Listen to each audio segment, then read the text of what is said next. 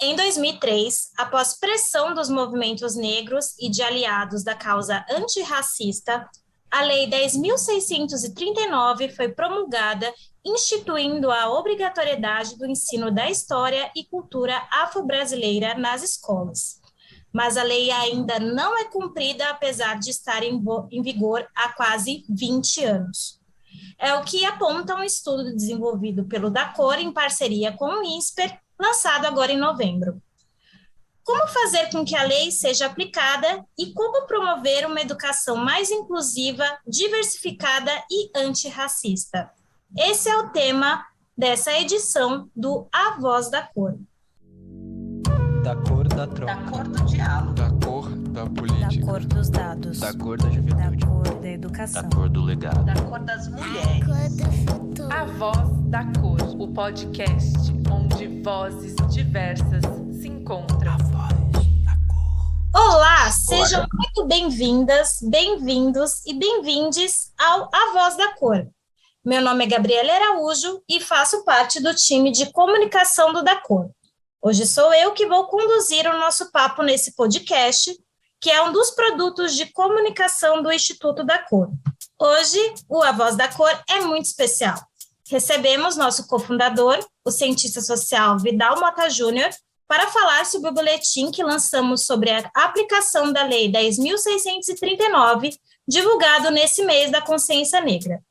O Vidal foi o coordenador desse estudo, um levantamento inédito do DACOR, que mapeou medidas legislativas adotadas em capitais e estados a partir da lei que tornou obrigatório o ensino da história e cultura afro-brasileira nas escolas. Para ter acesso ao boletim, vai lá na descrição desse episódio ou no site do DACOR, que a gente dá o link para todo o estudo, o boletim sobre a lei. Olá, Vidal! Seja mais uma vez bem-vindo ao nosso podcast. Queria começar perguntando qual que foi a motivação do estudo e como se deu o levantamento dos dados sobre a aplicação da lei nos estados e capitais. Olá, Gabi. Olá, o time de comunicação. É uma satisfação falar com vocês e falar mais uma vez nesse espaço tão importante que é a Voz do DACOR. Nós estamos lançando esse boletim em que se faz uma pesquisa com o pessoal do curso de Direito do INSPER, com principalmente estudantes da graduação, uma atividade chamada clínica, e que vem ao encontro a um dos projetos do Instituto, que é trabalhar com o mapeamento da 10.639. E esse estudo ele aponta para a gente uma série de questões muito importantes para a gente discutir a educação antirracista no Brasil. A 10.639, como você bem apresentou no início da sua fala, aqui na introdução desse podcast, mostrou, aliás, demonstra uma luta muito grande de mais de 30 anos do movimento negro de ter a história da África e a cultura afro-brasileira presente no currículo da educação básica, principalmente da educação básica brasileira. Isso foi atendido em 2003. Instituiu-se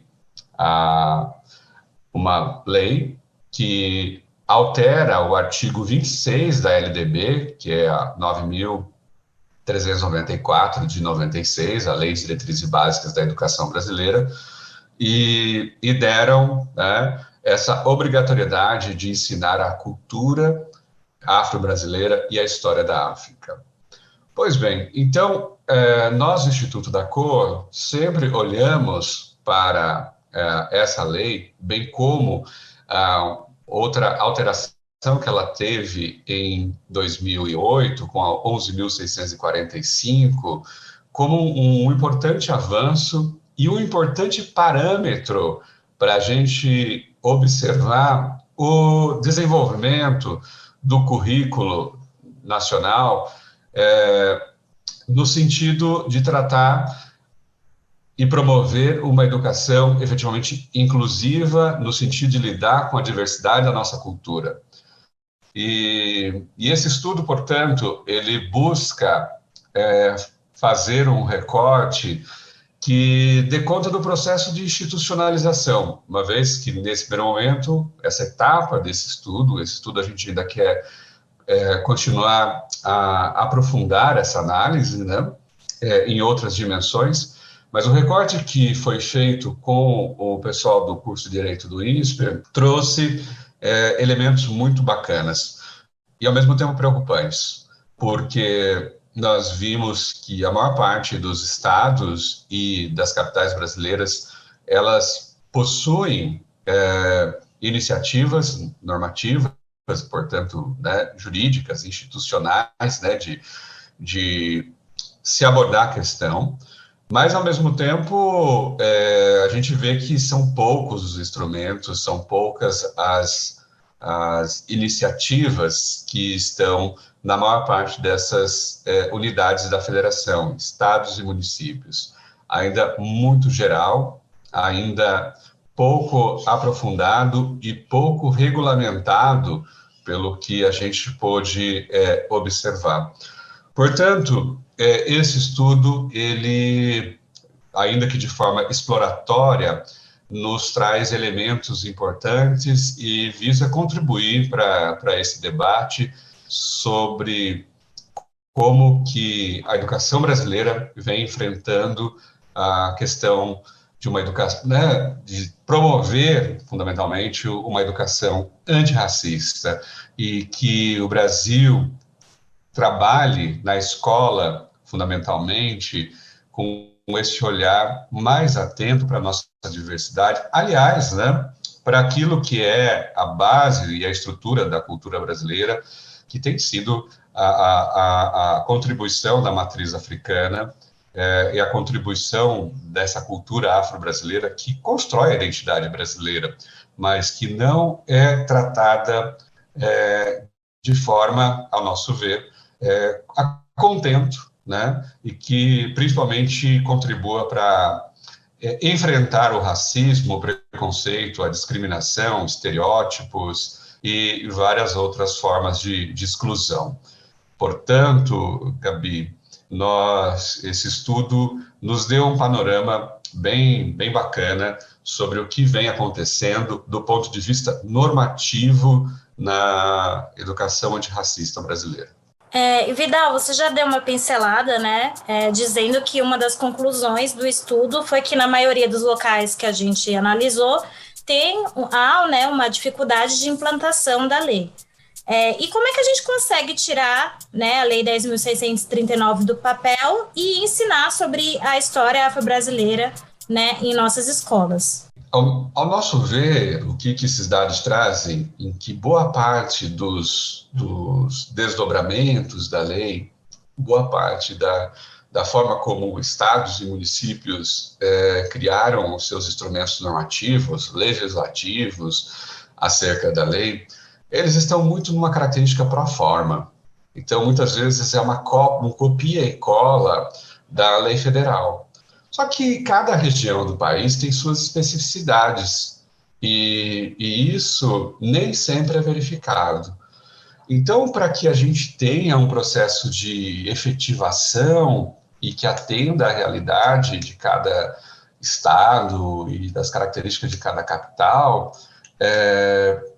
pelo que a gente pode perceber, houve sim esse processo de institucionalização, mesmo que ainda muito tímido, sendo uma cópia análoga ou a cópia idêntica à lei federal, mas quando se verifica que aquela cidade ou região tem mais participação e mobilização das comunidades negras, né, e do movimento negro, a gente vai ver que existem mais instrumentos. Então, é um caso muito interessante quando a gente vê Salvador. Então, eles já tem uma história de mobilização e de criação de instrumentos que valorizam a cultura afro, que valorizam a história da formação do Brasil pelo viés da contribuição africana, pela matriz africana, como diria, né, o Darcy Ribeiro, né, a contribuição da matriz afro. Mas existem outros estados que a gente só verificou, e capitais, que apenas aponta alguns aspectos muito gerais no plano municipal ou estadual de educação, mas sem um maior detalhamento. De certa forma, isso é um reflexo da pouca representatividade da população negra dentro desses espaços de formulação de políticas públicas. A gente intui que estamos verificando, né? A gente tem essa intuição de que está relacionado com a pouca representatividade e pouca pressão por parte, pouca presença dos movimentos negros ou de formuladores de políticas públicas ainda pouco sensibilizados e comprometidos com essa agenda. Eu queria agradecer, Vidal, eu queria perguntar se você tem mais alguma mensagem para deixar para os nossos ouvintes. Acho que a questão muito importante de que o brasileiro, nós todos brasileiros, precisamos aprender muito, muito mesmo sobre quem nós somos. E nós somos parte de um processo incrível de formação social, no qual a matriz afro, ela é essencial, ela é estruturante de quem somos como cultura, de quem somos como civilização. Porém, nós temos pouca compreensão disso, porque a maior parte da história da matriz afro, ela é negligenciada em nossa formação educacional. Então, existe muito a ser reparado nesse sentido, há muito a ser trabalhado sobre a efetiva contribuição africana em todos os aspectos da nossa cultura, material e imaterial. A nossa forma de ser, de pensar, de agir, e boa parte das nossas virtudes, do que nós somos como um povo solidário, criativo, boa parte da nossa linguagem, ela é profundamente marcada pela cultura afro. Portanto, conhecer mais sobre a África e a cultura afro, ela é essencial para sermos brasileiros de fato, para consolidarmos a nossa identidade nacional. Essa legislação de 2003, ela é um esforço muito grande nesse sentido, de dar voz, de dar representatividade e de construir diálogo com as outras culturas que formam esse país. Mas a cultura afro-brasileira e a história da África está intimamente ligada com o que nós somos. Portanto, é muito importante que sempre tenhamos essa clareza. E a 10.639 e hoje a 11.645, que alteram a LDB, são muito importantes para trabalharmos um currículo que dialogue com a realidade social brasileira, com essa realidade cultural, étnica, que faz com que o Brasil seja o que ele é. E principalmente contribua para que a gente tenha mais tolerância, mais diálogo, mais inclusão e, enfim, isso pode ser um caminho para trabalhar melhor a nossa autoestima como povo e claro, dar voz àqueles que são historicamente marginalizados, oprimidos na nossa história, que é a história da população negra.